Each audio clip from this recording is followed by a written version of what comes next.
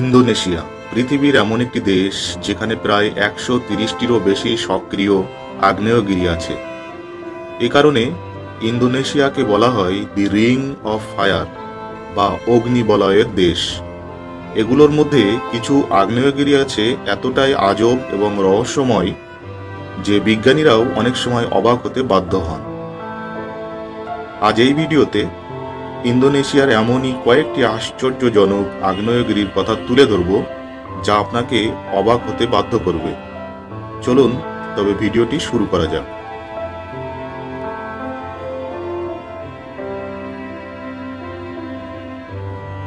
কাওয়া isn't অর্থাৎ নীল আগুনের আগ্নেয়গিরি। এই আগ্নেয়গিরিটি ইন্দোনেশিয়ার জাভা দ্বীপে অবস্থিত এবং এখানকার সবচেয়ে আশ্চর্যজনক বিষয় হল রাতে এই আগ্নেয়গিরি থেকে নীল রঙের আগুন নির্গত হয়। মজার ব্যাপার হচ্ছে সাধারণ আগ্নেয়গিরির আগুন লাল বা কমলা রঙের হয়ে থাকে, তবে বিজ্ঞানীরা বলেছেন এখানে সালফার গ্যাস নির্গত হওয়ার কারণে নীল রঙের আগুনের শিখা তৈরি হয়। কিন্তু স্থানীয় অধিবাসীরা বিশ্বাস করেন এই নীল রঙের আগুন আসলে তাদের পূর্বপুরুষদের আত্মা। তবে ঘটনা যাই হোক, এমন দৃশ্য সমগ্র বিশ্বে খুবই বিরল। মাউন্ট ব্রোমো অর্থাৎ জীবন্ত দেবতার আগ্নেয়গিরি। স্থানীয়রা এই আগ্নেয়গিরিকে তেঙ্গের দেবতা অর্থাৎ সর্বশক্তিমান আকাশের দেবতা হিসাবে পুজো করেন। প্রতি বছর ইন্দোনেশিয়ায় পালিত কাসাদা উৎসবে এখানকার মানুষেরা আগ্নেয়গিরিকে শান্ত রাখার জন্য পাহাড়ের মুখে খাবার ও পশু বলি দিয়ে থাকে। এই আগ্নেয়গিরি মাঝে মাঝে সক্রিয় হয়, তবে স্থানীয়রা এটাতে ভয় পায় না, কারণ এটাকে তারা দেবতার রূপ বলে মনে করেন। মাউন্ট ক্রাকাতোয়া বা ইতিহাসের ভয়ঙ্কর বিস্ফোরণ।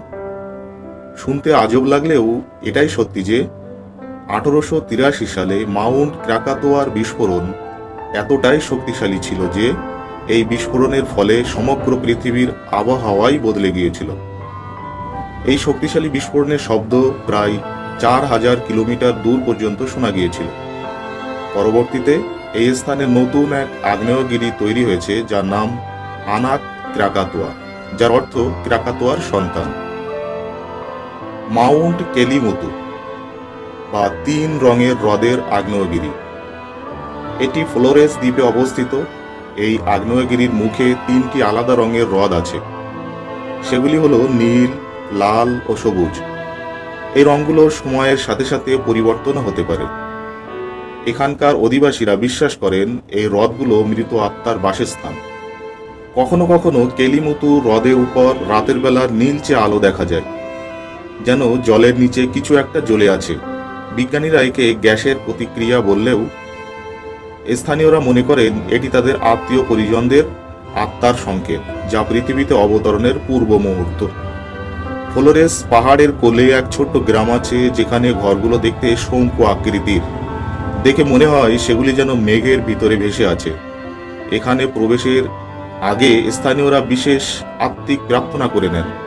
এদের সংস্কৃতি এবং স্থাপত্য এতটাই পুরনো যে মনে হয় যেন সময় এখানে একেবারে থেমে গেছে। আরও একটি মজার ব্যাপার হচ্ছে ফ্লোরেসের পাশে কমোডো দ্বীপে বিশ্বের সবচেয়ে বড় টিকটিকি জাতীয় এক ধরনের প্রাণী দেখতে পাওয়া যায়, যার নাম কমোডো ড্রাগন। এরা 10 ফুট পর্যন্ত লম্বা হয় এবং এদের বিষাক্ত কামড়ে মৃত্যু পর্যন্ত ঘটতে পারে। স্থানীয় লোকদের বিশ্বাস এগুলো একসময় রক্ষক দেবতার সন্তান ছিল। বিজ্ঞানীরা আজও এর রহস্য উদ্ঘাটনের চেষ্টা চালিয়ে যাচ্ছেন যে কিভাবে এরা এত বড় আকৃতির হয়ে উঠল। এছাড়া 2003 সালে ফ্লোরেস দ্বীপের লিয়াং বুয়াং গুহায় পাওয়া যায় এক অদ্ভুত মানবজাতির কঙ্কাল।